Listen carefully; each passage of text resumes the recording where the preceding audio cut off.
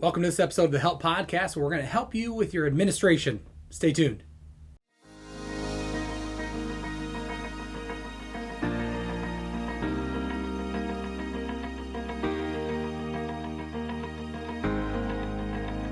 Welcome to the episode of the Help Podcast. Glad to have with us Pastor Wayne Van Gelderen, all the way from Menominee Falls, Wisconsin. He's a pastor of Falls Baptist Church. Brother, glad to have you with us today. It's great to be here. We've enjoyed the missions conference that we've been involved in and looking forward to talking about this important topic of administration. Amen. Well, before we get super started into talking about administration, why don't you just give us a brief word of testimony about how you came to the Lord and a little about your family and your ministry that God has given to you. All right. Well, I had the privilege of being brought up in a godly home. My father was a pastor, and God really used him. And so at 4 years of age, I came to know the Lord. One of his messages, and one of the deacons led me to the Lord, and never really doubted since. I was baptized at 5. It was at 15 years of age that God really did deal with me, and I surrendered to the ministry. And from that point on, I knew I was called to be a pastor. And so I trained for the ministry, and both undergrad and then seminary. And during that time, I met my wife, Beverly, and I was married during my first year of grad work. And the Lord is really blessed. We have 6 children, 5 are married. We have almost 19 grandchildren. So the Lord has been good. I have been at Falls Baptist Church now going on 35 years. It's been a tremendous blessing. Before that, I was co-pastor with my father at Marquette Manor Baptist Church in the Chicago area, and that was about 9.5 years. So it's just been a great blessing to be there in that ministry. Amen. A big difference between Chicago and Wisconsin, isn't it? Yeah, it is. It's a good difference. I shouldn't say that for anybody from Chicago, but I have enjoyed. It's still a big city, but we're right on the edge of it. We're a suburb of Milwaukee, and so we have that full metropolitan background, but it is very, very different, that's for sure. Well, I wouldn't be so much worried about saying it because I heard, I don't know why Southerners always have the best way to describe stuff, but I had a lady tell me one day, and I said, some people aren't really into this type of music or that, and she said, well, honey, every pot has a lid. And so Chicago's not for everybody, but I'm glad that there are men and women that are called to that area, and I'm sure the people in Wisconsin are glad that you're there and for 35 years. And something we had talked about even this week during our missions conference is the value of longevity. Before we get into administration, I guess, how do you feel about that? Like the value of longevity? What does that say about a pastor and its people when somebody can stay there? Because I think, if I'm not mistaken, last statistic I saw, the shelf life for a good pastor is about 18 months. Yeah. And I mean, it's sad to think that, but you can't even. They say it takes you about 5 to 7 years to establish a real good relationship. And so, what do you say about that longevity in ministry? Well, I think if the Lord allows it, it is really a blessed opportunity because you really grow yourself. You have, you're going to have these crises, but you just can't run. The only reason you ever leave a ministry is a clear call of God. It cannot be because you've had to run from the situation. So you have to grow, your people have to grow, you develop leadership, and it also gives you an opportunity to build different ministries that you wouldn't normally have if you're just in a short-term ministry, such as we have a college now, and we have a seminary, we have other ministries, a publishing company, and so forth. And that all comes when you're able to build a foundation, take the time, and then have people to support you. And so the opportunity is just great to see people develop and be part of many different facets of ministry. Amen. Now, you said you work with your father in Chicago, and God led you to Menominee Falls. And I know previously when we had met, I believe it was in Texas at Worth Baptist Church. I think it's the first time I talked to you. And one of the things that you had mentioned that really had stuck with me was that you really work hard at administration, but there was even a point where you said, well, I got to make sure I'm not administering too much and things of that nature. Why is biblical administration so vital in our churches today? Well, it is part of the description of a senior pastor. You, of course, have the qualifications for a bishop, 1 Timothy 3, that's overseer. Right. You have 1 Peter 5 that talks about taking the oversight thereof. And then you have in Ephesians chapter 4 the fact that the leadership gift is for the purpose of perfecting or equipping the saints so that they can do all the different facets of the ministry. The key of administration is that you're developing people to do the ministry. Actually, we're more like a coach with the star players out there getting the job done rather than us being the star player and everybody in the stands watching us, from the pews. And so that's the key, is the development of people so they can use their gifts. Yeah, that's good. I like that analogy because, the coach is the one that will get fired if they have a losing streak, and he'll be the one that gets praised at the end of the season. But during the season and during all the battles, it's the football players, the quarterback, the defensive back, or things of that nature, the running back. So that's a very good analogy. Now, how can you improve your administration, or how can you extend your administration ability to your leadership? I mean, not everybody has. I know personally, that's not a strong point of mine is administration. I mean, I know what I need to do and things like that. But for people like myself that have to develop other leaders with administration, how do you help them out? Well, I think first of all of us as leaders have to work on time management, priority time management. In other words, putting the important things first, not the urgent things. Because if we as leaders are not able to utilize our time effectively, then we just are not going to be able to put the pieces together. So that's a whole nother discussion, but priority time management is very important. But as far as developing people, no matter what your skill level is, it's all about purpose. And I see all of our people as leaders. But they're all gifted differently, and some will have more skills humanly in administration, but they all can be spiritual leaders using their spiritual gifts. So I think what really saves the day, depending upon whatever a man's strengths or weaknesses as a leader, is to have a consuming passion for what he's trying to accomplish with his people, and that just overcomes. In other words, it comes out in the preaching, teaching, the organizing, is because you want to see your people motivated and so organized that they can really be involved in the ministry. And that can overcome a lot of weaknesses because you have a goal where you're headed. That's true. And now you have, I think, a big thing for younger pastors or younger leaders is that in their mind, they know where they want to go.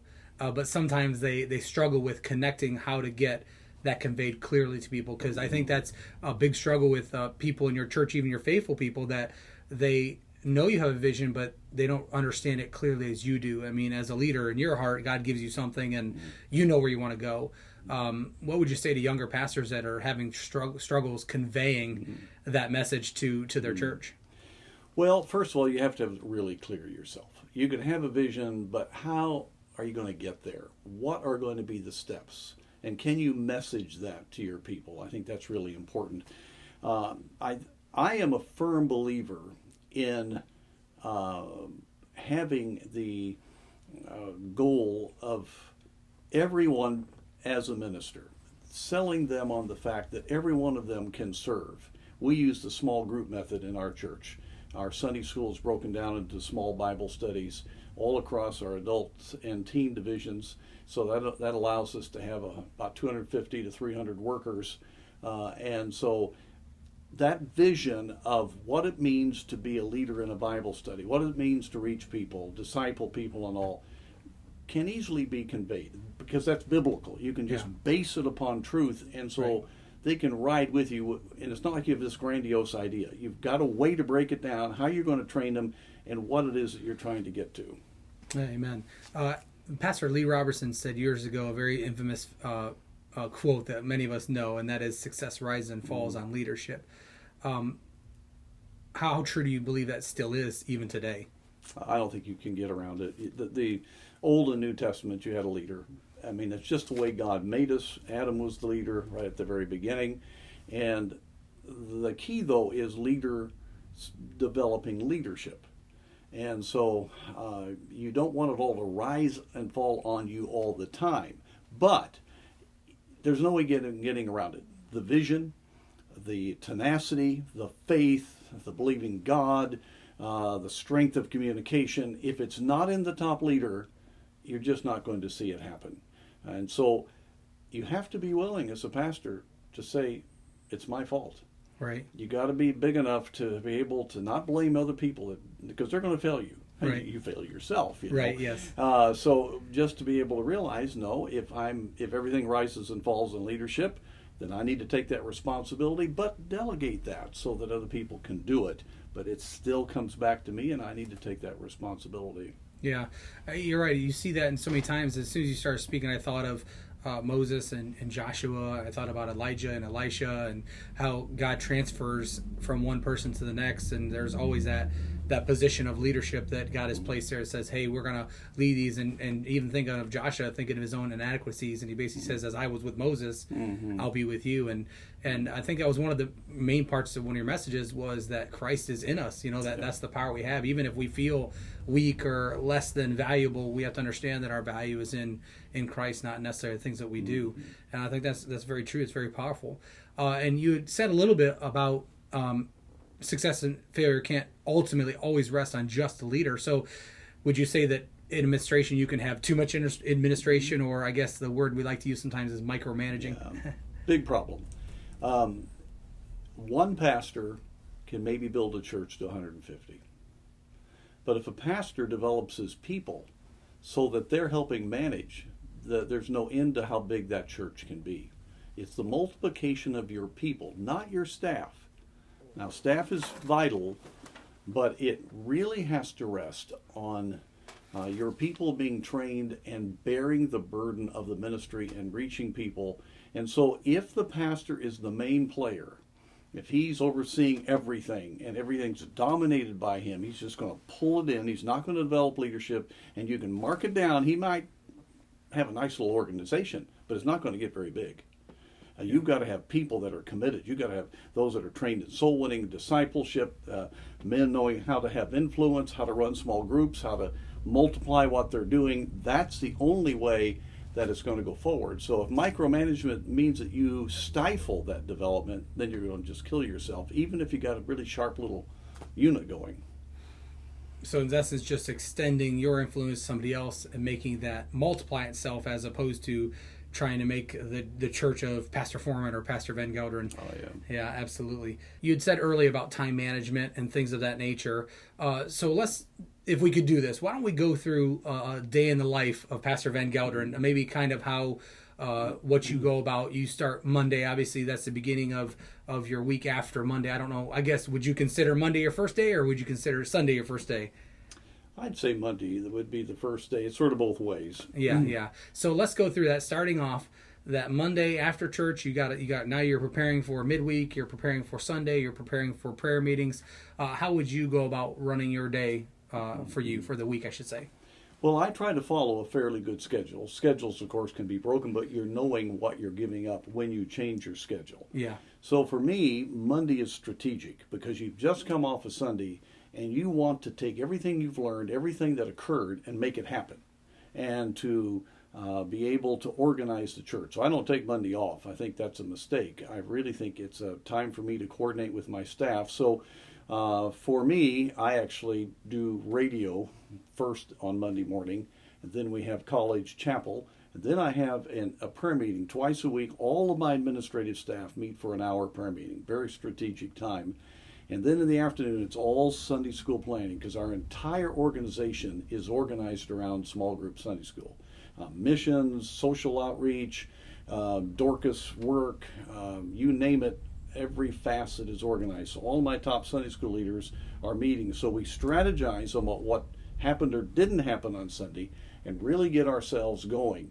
And then we get ready for soul winning. I like to hit soul winning right out of the block on Monday night, and so that's Monday. So I like to, actually my whole philosophy is Monday and Tuesday I give myself to the staff and leadership to make sure that they can operate Wednesday through Sunday knowing exactly what they're supposed to do. Everything is assigned. So on Tuesday we have important meetings. I have a ladies' Bible study, a large one that we do first, in college chapel again, but then we have appointments, and then a very important set of staff meetings. That's with all the administrative staff, and everything gets covered, and it'll go sometimes fairly late.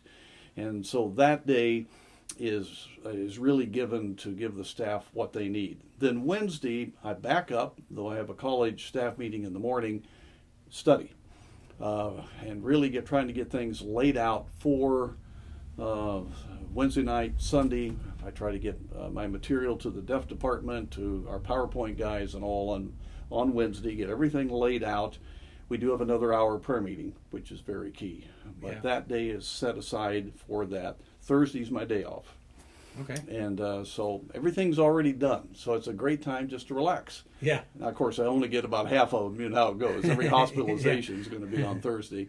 And then Friday, a big appointment day, further study, a lot of work with the college on that day. And then Saturday is appointments in the morning, and then I study through the rest of the day getting ready for Sunday. So that's a real quick little overview of how I do the flow. Yeah. And you said before about obviously the great advantage to ministry is that you have a very flexible schedule, in the sense that it's not like when I worked highway construction, you got to be at the shop by this time and you work to this time, and it's all very structured in that sense. And not saying that church work isn't, but it also is the freedom that, hey, if something comes up, I can switch my schedule. Mm-hmm. And you said doing that very strategically. In your mind, how do you kind of gauge what's worth changing your schedule for? Are we talking like emergencies, or if it's something that, or depending on the kind of meeting? How in your mind do you designate what's worth giving up? Well, I think that obviously emergencies are going to. I mean, I have a funeral on Monday, so we have to change some things, coming up this coming week. Right. So there's just no choice. Of course, I work with our people to try to protect our people's time. They were going to have it earlier. I asked it to be later so that the meeting could happen, so other things could happen on that day, and we'd still do what we needed to do for the people. Other emergencies, but also sometimes you need to have. I'll ask for a 2-day staff meeting. We just spend time to pray, and in other words, things that really are important. The other thing, of course, would be family. If there are some family events that are coming, things that my kids need me at, I will definitely. I try to plan all that ahead. When it comes to organization, I will actually. For instance, I promise a lunch with my daughter, or I need to go to some event. I'll put that on the schedule, and somebody will say, "I need to see you, Pastor," and I'll say, "I'm sorry, I've got a very important appointment during that time." Yes, and I hold to that. With 6 children, I don't have that, of course, as much now, but family definitely would make me change my schedule if I needed to do that. So, but I try to stay with it as much as I can, so that there's regularity. The staff can count on it. They know when I'm going to be there. They pretty much can have that stability in their perspective. Yeah, I agree. And plus, I think, like you said, too, for your family, it's stability, too, knowing that these days Dad has these meetings and things like that, or my husband has these meetings, and if I don't need to get a hold of them, then I'm not going to. But if I do, I know. I always tell people all the time, the only people I'll interrupt a conversation for is my wife and my mother. If my wife calls, excuse me, I'm so sorry, my wife is calling, or my mom calls. There's only 2 people I'll interrupt a conversation for. Other than that, it doesn't matter. They can leave a message. But I do want them to know that, hey, I'll take that phone call for you. Yeah, that's good. Now, you had said something about calling to a 2-day administration meeting.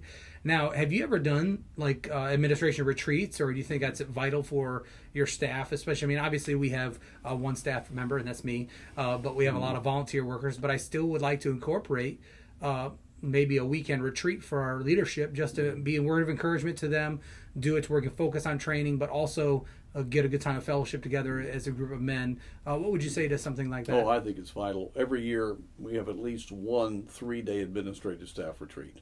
And we go all out. It's in a nice place. We go away. Wives come, and we'll have a good time. Plus, we will have strategic, not planning on the micro stuff, but on the burden for the next coming year. And out of those come tremendous ideas. And so the men are all on board, and the wives really catch where we're trying to head as a ministry. I also have in January a weekend retreat with my deacons. And then my pastoral staff will come to that, and that's a precious time with them. Yeah. And that's where I can really keep them up on what's going on in our country, especially in the fundamental realm, and what are some of the burdens that we have as a ministry. And so that's key. So I think retreats are really helpful. Okay. How would you help people that are volunteer members get involved when sometimes, especially like in your situation, you have a good amount of staff members, whether it be your school or your college or your church. How do you help the people that are volunteers realize they are just as vital, if not sometimes more vital, than a staff member? Because better than anybody else that sometimes we get this stigma that, well, they're staff, that's their job. I don't have to go do these things and all those things, which we know it's not about have to, but it's about getting to. But what would you say to that? Well, this is really crucial because it cannot be a staff-run church. Right. The staff are there to serve the people so that they can minister. Yeah. That has to be taught and just constantly reminded that we're there to strengthen their hands, not to take their place. Yeah. And so the structure of your church has to be made where you utilize lay leadership and you give them leadership and you give training. We have what we call Falls Institute of Training every Sunday at 5 o'clock for an hour before the evening service, and that's when our lay folks are trained. We're very serious about that. We give real respect to our lay leadership that are in the crucial areas of leadership, but all the way down to Bible study leaders, outreach leaders. All of those people have training, and we don't replace them by doing that ourselves. And they Right. know that they are the heart and soul of our ministry. Yeah. I meet once a week with my deacons every Sunday to pray and to talk things through. And I don't even have another pastoral staff member there. It's just me and the deacons. So these men know they're important, and Yeah. they really are the ones that I'm listening to, and the staff is all one with me. And so I want their heart. I want to be able to be close to them in a church type way. But it's very important that people do not see that it's a staff run church. Yeah, and people want to feel important, if you will. And I feel like if we can get people from saying, I go to this church, to this is my church, Right. I feel is a big difference. Yeah. When they can connect it to this is my church, as opposed to for years I've heard people say the pastor, and I can see the difference in their life when they say the pastor as opposed to my pastor, or yeah. the church as opposed to my church. There's a sense of ownership there. And now, what do you do with brand new believers in the sense of administering them? Like, I know obviously when some people get saved, they're ready to take hell on with a squirt gun, they're ready to get moving right away. And obviously there needs to be a little bit of training in that, but what do you do to try to direct your new believers and getting them ready to serve and getting, in essence, a nail in the house of God? Yeah. Well, everybody in our church is discipled. I mean, even everybody. Yeah. Even accountable. And our new Christians are immediately assigned disciplers. So they are going to go through 3 levels of discipleship. Plus, they're going to be having other training opportunities for them to be involved in. And then we have opportunities of leadership that are simply within their Bible study. They can help organize outreach, or they can help organize the missions, or things like that. Yeah. Allows us to see how they do, plus keep allowing them to mature. But we want them to be soul winners right off the bat. Right, yeah. And our goal is within a few months, if they're growing, we'd love to see them disciple and to be able to develop maturity and to be used of the Lord. And so you have to get them plugged in, but be careful of putting them in any strategic place until they have gone through the inevitable ups and downs of realizing their inner issues, what they need to get over, understand truth, and then be able to be faithful. But if you wait too long for key leadership for them, then they'll never do it. So it's a fine balance, and you got to be careful about looking at their human ability, because some people are natural leaders, but that's dependent on the flesh. You've got to look Right. for godly men and women who are really growing, they're honest, they're broken about their past, they really want to see the Lord work, and then they can be nurtured. But the key is discipleship, somebody always responsible for them. Yeah. Would you say that's probably the number one area as churches whole we're failing in, would be discipleship? I think it's the most important, and I think, yes, it would be. People are more and more coming with baggage. You have to have trained people to disciple. Even our deacons and staff have somebody they're accountable to. We're not taking anything for granted anymore. Everybody needs somebody. Right. And believe me, that's quite a deal to manage. Right. But yeah. oh, does that help?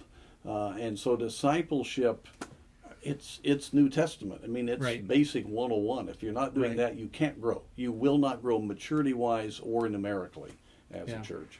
Amen. So you've been now, like you said, 35 years. How many years total have you been in ministry, by the way? It'd be 44 years. So 44 years, good, and still going strong, amen. And that's good. Now, if you were able to go back and give advice to your younger self, what advice would you give yourself in the way of how you do things, or starting earlier, or things of that nature? Well, first, second, and third would be I would have spent far more time alone with God and in the Word. Through a series of things that God did in my life, I learned that, and I'm so thankful in these last several decades that God has really developed the prayer time and the corporate prayer in our church. By the way, that's a big way you administrate. I didn't even mention it, through corporate prayer. Yeah. That's a big deal, because people are united together and understand the direction you're going, and see God miraculously work. But I would say I was too, as typical with youth, I was too self-dependent, my ideas, and did not spend that time.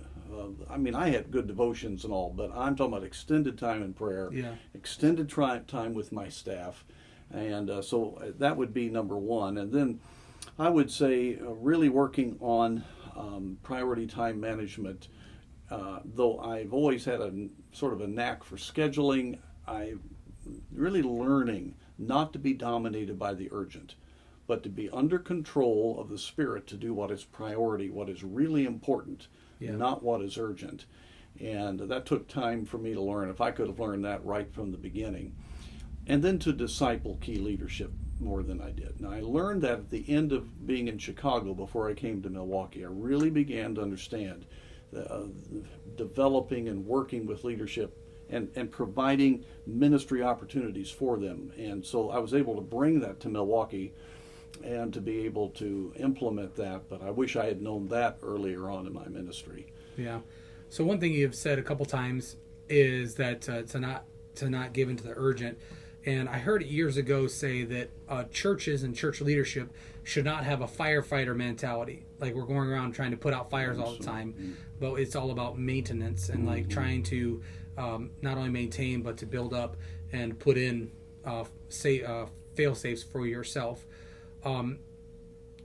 How you've said this a couple times, that people have accountability. In the day and age we live in today, you almost cannot assume that somebody's safe or that they've got it all together. What are some of those things that you'd use that help people be accountable? Do you just have it 2 by 2, or do you have them do something, or what do you guys do for your accountability? Well, as persons developing, they have their small group Bible study, and they're usually fairly open there. That's really good for men in particular. But then if they have troubles in either the viewing issues, pornography type areas, or in other addiction areas, we have small groups in which they're very open in those and accountable. But we have one person in particular that they respect, who is their discipler. And just keeps on going. Right. And so every month, even when a person gets to a high level position, they sit down and go over a checklist. How are you doing in these areas? Yeah. And because you can never take that for granted. And that's one thing I'd say to young pastors is you've got to be absolutely open and transparent. You've got to be accountable to somebody, and don't hide anything, or you're going to crash and burn. It's just, and with technology, you've got to have that under control. That is a huge deal. Yeah. I had a gentleman that was with us, and he had a thing called Ever Accountable. And you can link it up with your partner, and basically if you get on your phone or your laptop and it's some questionable material, it'll send an email immediately to somebody else, which I think is very important, because sometimes the greatest struggles are in the dark, in the nighttime, and when we think nobody's watching, even though we're conscious that the Spirit of God is with us always. Sometimes unfortunately, we don't believe that's enough, but those are certain tools you can use. Well, I appreciate the time you've spent with us today, and I appreciate the valued information of 44 years worth of ministry, and I hope people take that to light as well, and just encouraged by it. And glad you're with us here during the missions conference. Appreciate your friendship and appreciate your guys' ministry out there. And thankful for all of you decided to join us here at the Help Podcast. Remember, if you haven't subscribed already, make sure you subscribe to our channel. Click the bell so you can get notifications whenever we post a new video. We try to do that every single Saturday. And we'll look forward to seeing you again here on the Help Podcast. Thanks for joining us. Thank you for watching the Help Podcast. We hope it was an encouragement to you. If you have any questions, you can contact us at 419 888-668-4629. You can visit our website at norwalkbc.com, or you can contact us via email at info@norwalkbc.com. Or you can feel free to write us a letter and send it to 2084 US Highway 20 West, Norwalk, Ohio 44857. Again, thank you so much for watching. Please join us again next Saturday for another episode of the Help Podcast.